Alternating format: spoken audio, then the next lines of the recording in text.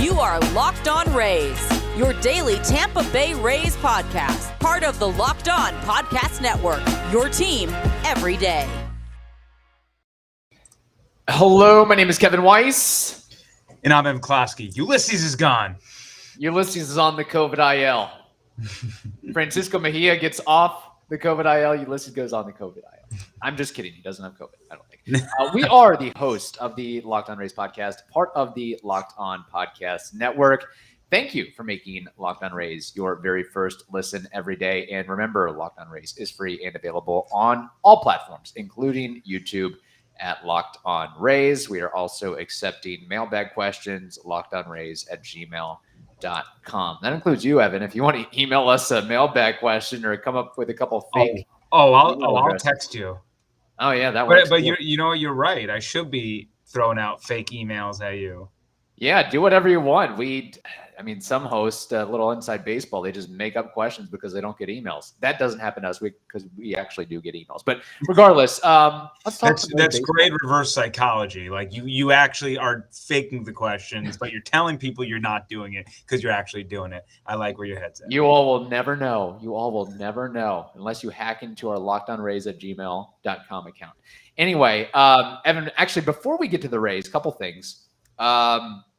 Tampa Bay Lightning have started the playoffs. That's right. What is your confidence level in them being able to get beyond the Maple Leafs? 40-60 to 50-50. I'm a little I just think this thing's going 7, and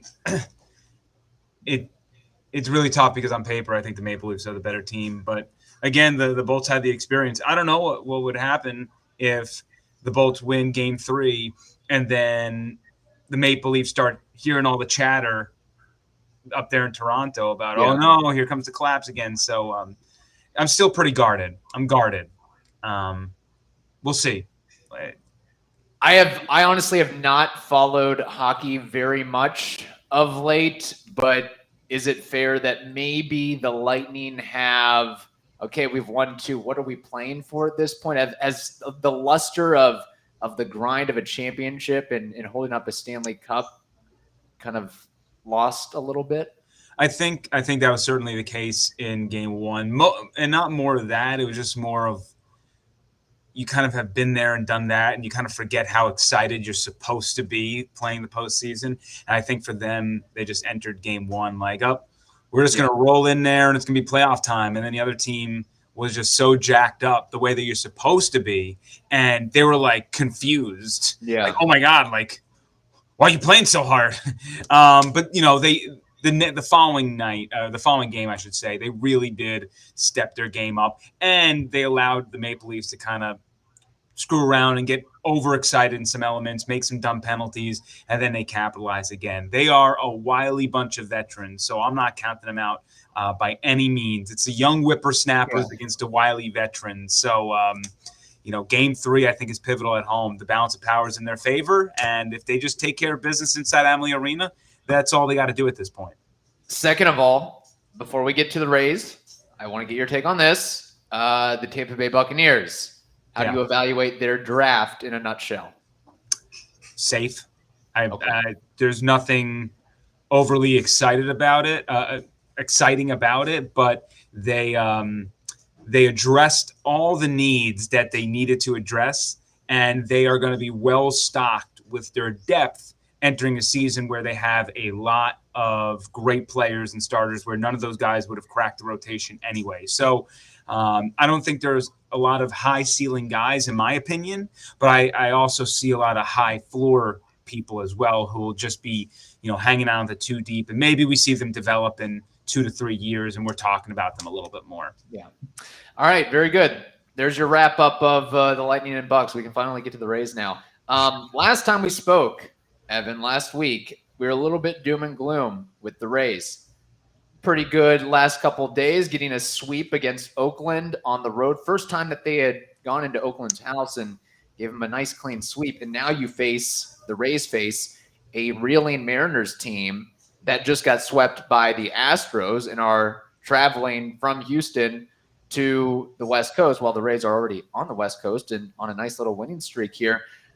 4-game series against a team that's struggling. The Rays may be building some momentum here in the last couple days. You would like to hope so, right? I mean, first and foremost, how embarrassing is it when Rays fans are making fun of Oakland for the amount of attendance they have? Yeah, it's got to be really, really bad. And it was really, really I've bad. seen better numbers at Jesuit and Plant High School. But look, you know what? I think we're going to look back on an Oakland A's series, not just the one that they had in Oakland, but the one they had in the Trop. And I'm going to feel like they let one slip away because I don't think we all believe Oakland's not going to be a contender, right? They're not going to be a good team. Right. So taking 4 of 3 in the grand scheme of things, probably in my eyes is not good enough. You probably needed 5 of 2. True. But you're hoping that maybe along the way that you kind of pick up some other games and you know, maybe a sweep here or a sweep there that are, you know, kind of trump whatever you didn't do against the A's inside the Trop. That comeback, Mike Zunino, I think is, you know, you're starting to see him bop the ball out, getting singles. He's starting to regress to the mean as his average, I think, is like 110. I don't know. He's above 100, baby. He's made it. Hey, we're getting there. Like your golf scores, above 100. Yes, seriously. But, you know, on top of that, I think that they are playing a little bit of a cleaner brand of baseball. At least the 3 games we saw in Oakland. I think that was the Rays that we expected entering the year. I mean, if we're going to go back to the last couple games inside the Trop against Minnesota, much of the same issues. Just, I mean, you know, Taylor Walls right out of the gate makes an error on Sunday in that game, and it completely ruined the flow. And Fleming got bombed, and who knows if Fleming would have, you know, eventually gotten bombed if he got that first out and was able to kind of build on that stuff. So, but it's still kind of going back to the same thing. They're just not scoring enough consistently. They had, you know, they were that first game against Oakland was great. That was probably their cleanest win of the season. Just you were able to watch that without barking at the TV and being very happy. And then, you know, they scored 10 runs in game 2, but also 7 of those runs came in the final 2 frames. So they still entered the 9th with only 3 runs. And then you go back to the series finale, and luckily the pitching was on point with Kluber, because if it wasn't, they would have lost that game too. It took them until the 8th inning again to finally get runs on the board, and it was a 2-out hit by Manuel Margot and a balk. So I still have some pretty big concerns with this group offensively. There's issues here. They're not consistently putting up runs in bunches. I do want to get your take on this, and we'll kind of see if the offense can keep some semblance of momentum against the Mariners, where they are facing Robbie Ray and Chris Flexen and Logan Gilbert, who was the AL Pitcher of the Month, and Marco He's Gonzalez. Been unbelievable, yeah. Yeah, so we'll see how they do in that series. But since we last spoke, the Rays sent down Josh Lowe. They've made, you know, a lot of things have happened in the last week. Francisco Mejia is now off the COVID IL, from my understanding. And they also called up Isaac Paredes, who has had a pretty good showing and debut for the Rays. Does that complexion move the needle at all for you? No, I think if you go back to the last episode we had, right, I said, how much longer are you going to keep Josh Lowe up? Yeah. With, you know, at some point you got to let him get his confidence up again, because he was just a net negative player, even though he still had some good fielding. Yeah. So I think that was the right move, sending him down. Mejia at least provide, you know, you hope that Mejia is the same player he was, at least offensively, not defensively. Right, yeah. That's a whole nother story. Yeah. But right now Zunino's kind of picking it back up. So, and oddly enough, that's sort of what happened last year, if you remember, that Mejia kind of started out being hot, and then Zunino was getting every other day at bats, and then Mejia went down, and Zunino just stole that job from him and was bopped the amount of home runs he bopped. But overall, nothing really moves the needle except the fact that if Isak is producing with the bat, he's got to play. And I'm glad that we're getting a look at him because they need some injection into that lineup. I'm not going to give him a ton of kudos for in the extra innings kind of chopping one over the third base. Yeah. There's some, you got to look into the numbers a little bit when digging into how he's performed since being up. But as long as he's getting on base and he's getting hits, I don't care. He's in the lineup in my eyes. Yeah, it's funny because I'm just looking at the box score in that win against Oakland where the Rays scored 10 runs, 5 in the 10th inning.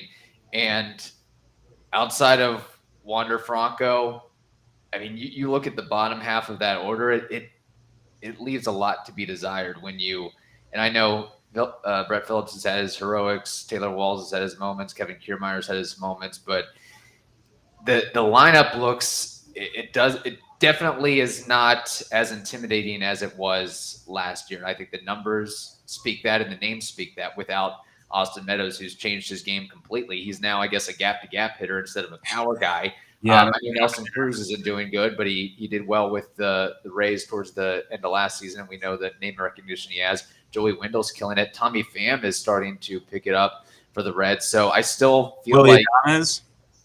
Yeah, that's another guy too. Yeah, though, I mean, and this is for another podcast. Yeah. The trade that they wanted Jonathan India, and then they end up getting JP Feyereisen. That was it was an interesting quid pro quo or whatever they were trying to do with that. Right. For anybody out there who still wags their fist at the Willy Adames trade, just know that Willie could not hit inside the drop. That was never going to change. He could put glasses on, he could put special contacts on. It was going to be a physical thing, a mental thing, a visual thing. We saw enough of that experiment, so to speak. Yeah. So it looks on paper bad. And when Willie, especially what he did last year with Milwaukee and then what he's doing right now, he just bopped another 2 home runs on this Thursday that we're recording. But again, if he ever came back to the Trop and played a 3-game series, which is going to happen every other year now that they're going to change the schedule, he's not going to do well. He's not going to hit well. I can guarantee it. Couple things before we move on here.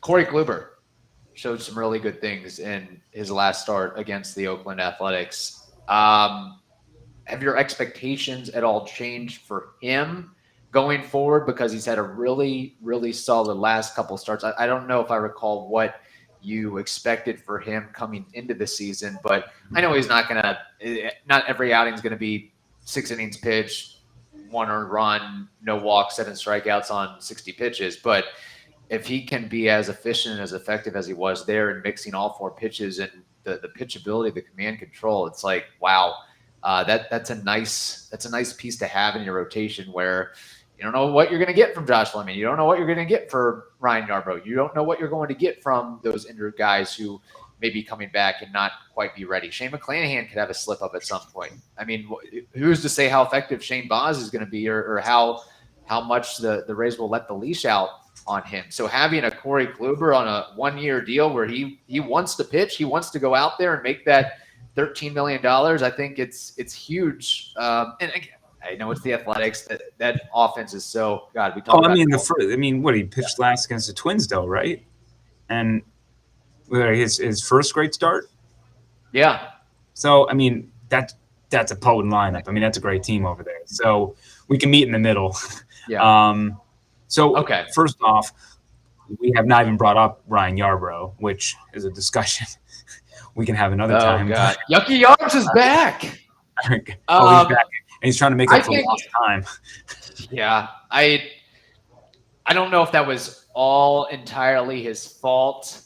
I know it looks bad, but I think I didn't watch much of the game. I saw the highlights, and I think he might have gotten squeezed in a bad moment, and the defense let him down. And there was definitely a grand slam turned on a pitch that you really had to bring the hands in to send that and deposit it out. But again, you're not there to give up fly ball home runs. You're there to get weak contact weak groundouts if you're Ryan Yarbrough. The biggest problem was he wasn't throwing strikes, and we can talk about getting squeezed, but Ryan Yarbrough needs to. If he's walking guys, he's in trouble. So that was more of my issue with that one, and the long ball continues to be an issue. But going back to Kluber, if I remember what I said about Kluber last week, what I said was I'm still concerned about his injury history. That I'll believe he makes it to the end of the season when he does. Now, I referenced Rich Hill did that. He gave me the proverbial finger last year and made it to the end of the season, and he's still shoving.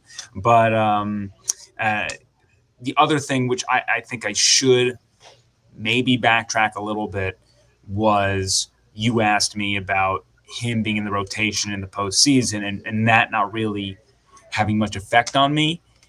I think maybe I was underselling it a little bit, watching his success and now seeing him for a couple of starts and finding his groove and understanding, like, okay, this is a guy who can go 6 or 7 innings. This is a guy with the Cy Young pedigree.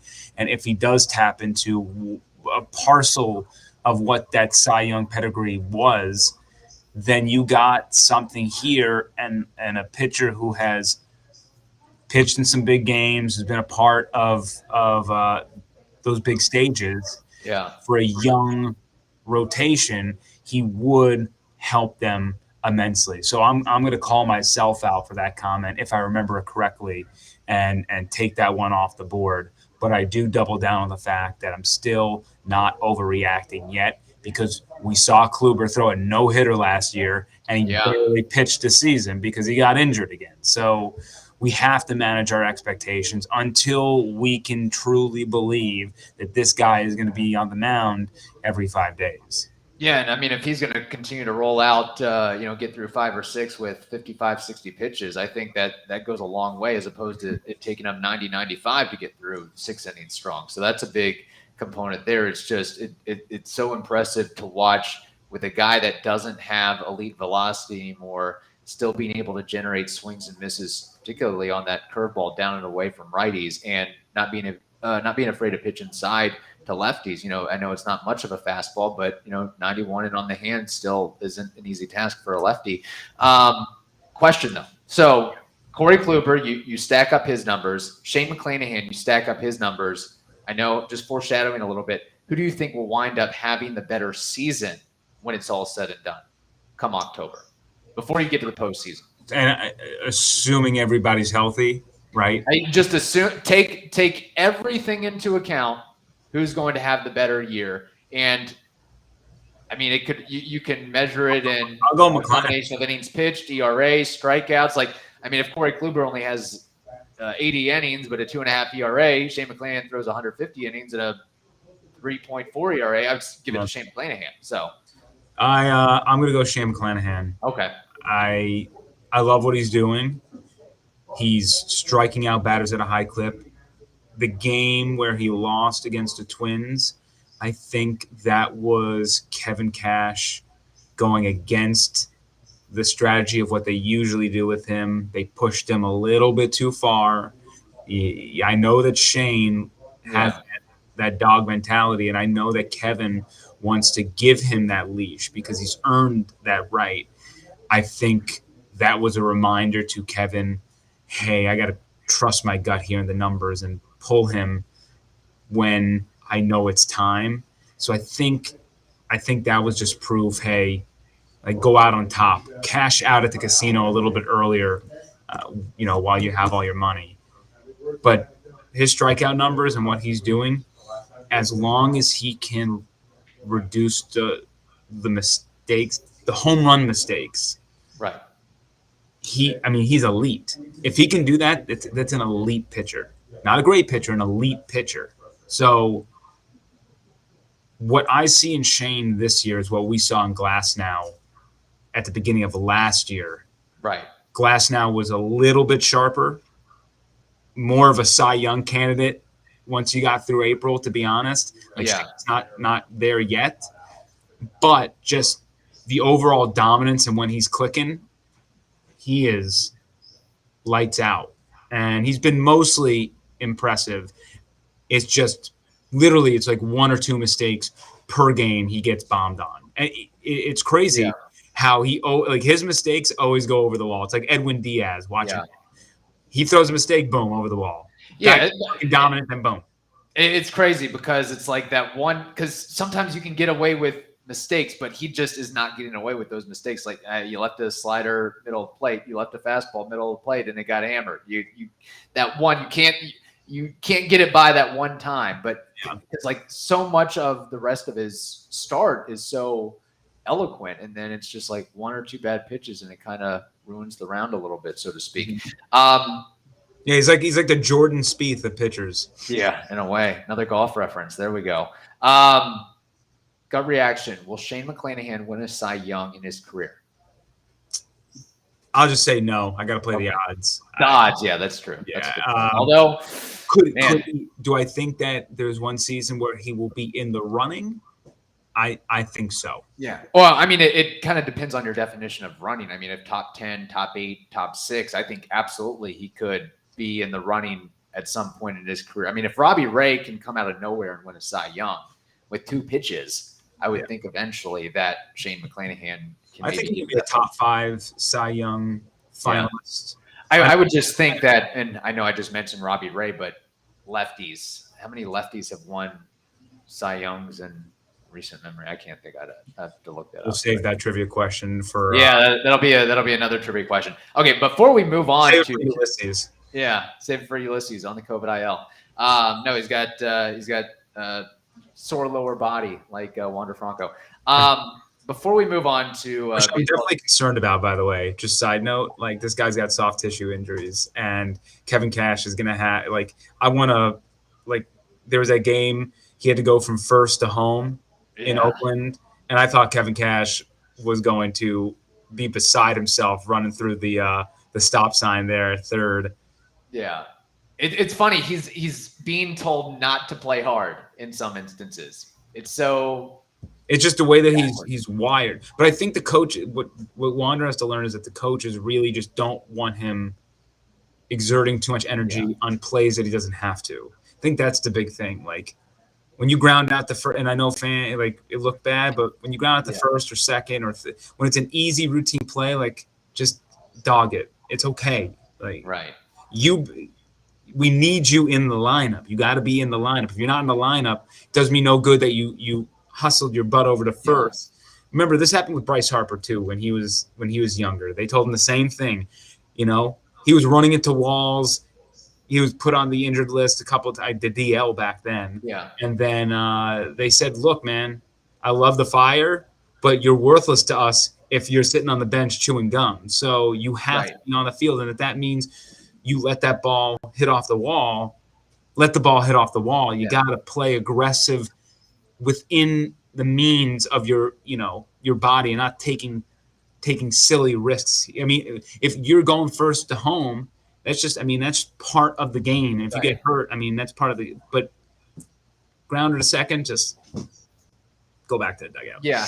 It's so funny because in a way it is, and I guess should be different rules for Wander Franco compared to say Taylor Walls or Brett Phillips, where those guys don't have the luxury of you can. No, you got to go all out when you have those opportunities. That's sort of part of your makeup. Like Wander Franco, his makeup is hustling, but So it's so funny because we complain about guys not hustling, but it's like we kind of we're 20 games in or 25 games in, and we're already dealing with this it's a long season, and you include playoffs and.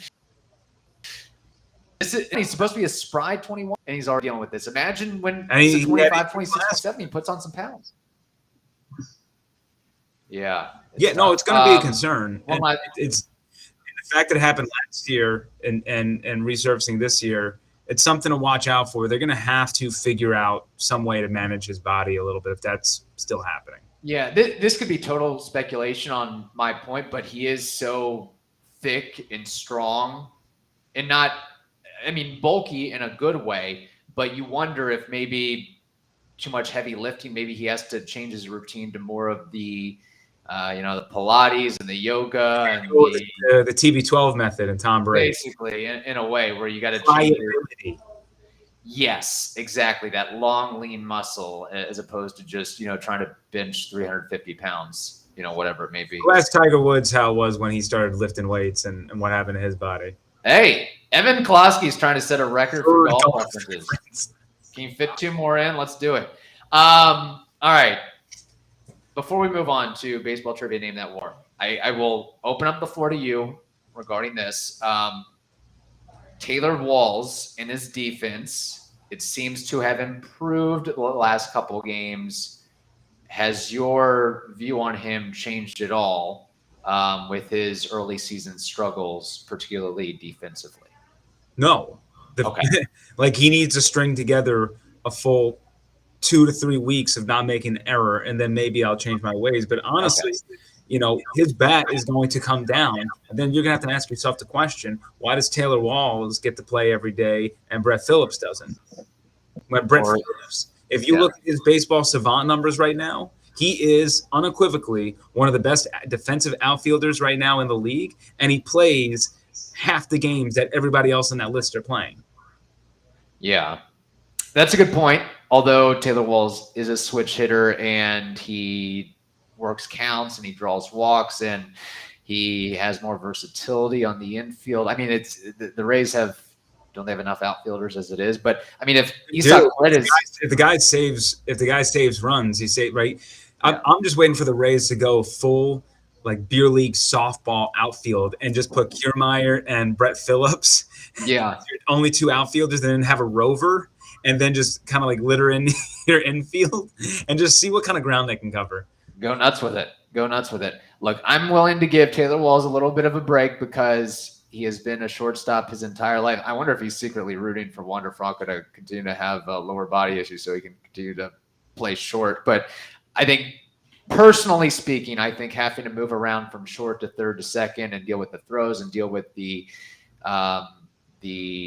difficulty of not knowing where you're going to be playing every day and knowing that you didn't grow up playing third base and all that comes off of that. I think I'm willing to give him a little bit of a benefit of the doubt, at least give him till like after the All-Star break before. I know he's going to be a better field. Like it is so like he's going to regress to the mean, and that he's going to have a stretch where he doesn't make errors. That's fine. I'm just saying that like his calling card more than anything is defense, and that has not been there. And honestly, he's actually, and again, I was looking at the baseball savant numbers. He's one of the worst defensive players on the Rays right now. Yeah, according to if you look at the outs above average metric and all that. It's funny because I remember Joey Wendell had that issue too when he was playing third base. He made like 8 throwing errors at one point, and it was like, what's going on? But sometimes you make 1 error and it turns into 4. That's true. Yeah, I'm for sure with you on that. That's just the way it goes. All right, let's move along. Baseball trivia. I have for you, Evan, another Mets trivia question. You didn't do too well last week on the Mets trivia, so I'm gonna try to help you redeem yourself here. Last week was, I guess, it dealt with hitters, most games played. This week is most saves in a Mets uniform. I have a list of 10 guys who have compiled the most saves in a Mets uniform. They range from, giving you a hint here, 276 to 69, tied for 69, 2 guys are. Give me 5 of those names. Benitez. First name? Armando Benitez. He is number 2 on this list with there are 2 Benitezes. Yeah. John Franco. John Franco is number 1 with 276. Billy Wagner. Number 5 with 101. K-Rod. Francisco Rodriguez, number 8 with 83. I need 1 more. And then, man, it's 69. God, I'm trying to think if Edwin has gotten to the bottom 10, but that shortened season. Because, I mean, now he's entering. He's like 13. I'm going to lean off of him. on a second. I'll get this.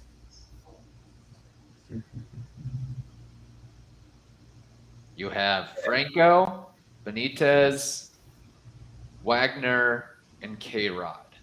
I'm missing Orozco. Wow, that's not who I thought you were going for, but that would be correct. Jesse Orozco with 107. Very good. The 86 Mets were in my head, and I couldn't forget the dang name. No, you're good. I'll give you the rest of the list here. So number 3 is Joris Familia with 124. Oh, Familia, of course. Yeah. I blocked him from my memory. Yeah, good point. Number 6 is Tug McGraw with 86. Okay. Great name. Number 7, I don't know who this is. Roger McDowell with 84. Roger McDowell. And watch Seinfeld. Roger McDowell in the grassy knoll.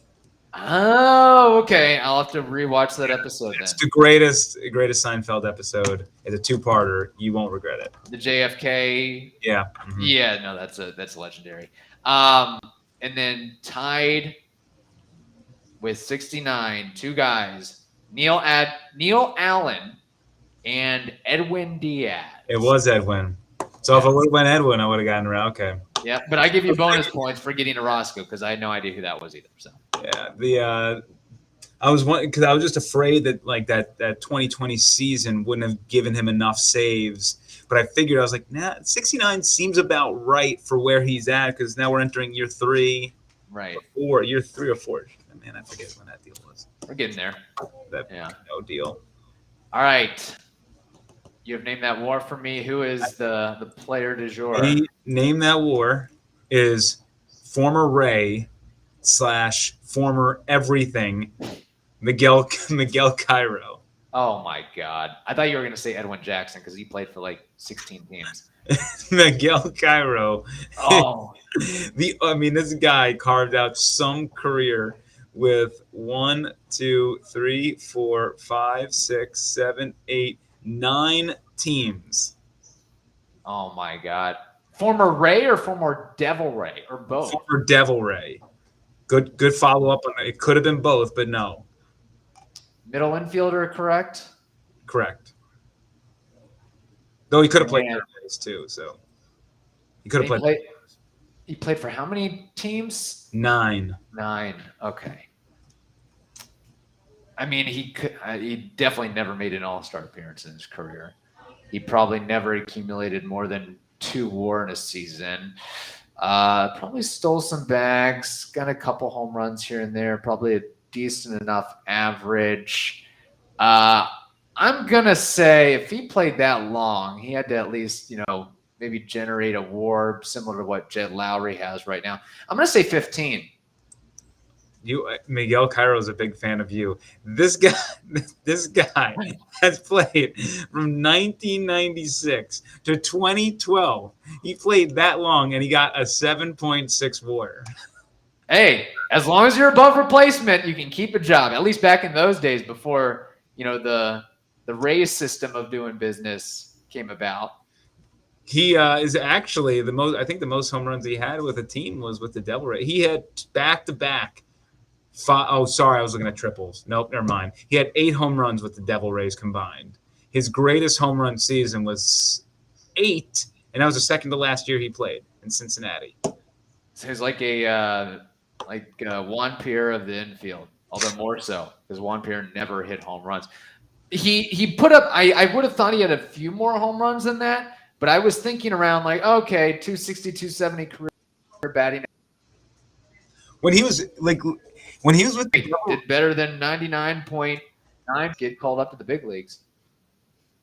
Yeah, and he stole 69 bags with the Devil Rays, and then he only had 139 for the rest of his career. So, wow. Or he had 139 total, but 69 were with the Devil Rays. Interesting. And he gets the Venezuelan bump, courtesy of Ulises. That's there right. You go. He does. Very good question. Evan, it was a pleasure. Maybe you'll bring the Lightning some good luck and bring the Rays some good luck as well. And we'll talk to you soon, all right? All right, thank you. Excited. Let's hope they keep the winning ways rolling. Yes. Thank you again for making the Locked On Rays podcast your very first listen every day. Now make your second listen the Locked On MLB podcast. That is also free and available on all platforms. Hope you all have a wonderful day. Stay safe, and we will talk to you next week.